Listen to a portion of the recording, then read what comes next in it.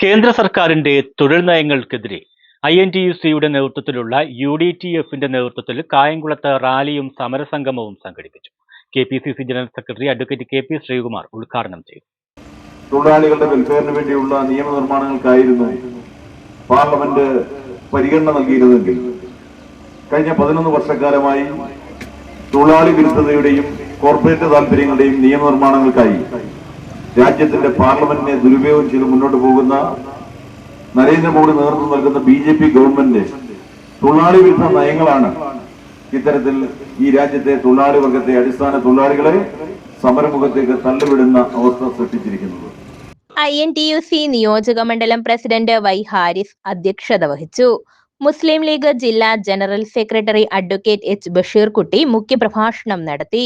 Congress block പ്രസിഡന്റുമാരായ T Sainulabdeen, Chirappurath Murali, INTUC ജില്ലാ vice president S Rajendran, STU നേതാവ് S Najimudeen, Ambakkat Suresh, PN Rameshan, Thandalath Murali, Shemeen Cheeramath, P Sanoj, MG Mohankumar, C Santhosh Kumar, Biju Kannankara തുടങ്ങിയവർ പ്രസംഗിച്ചു.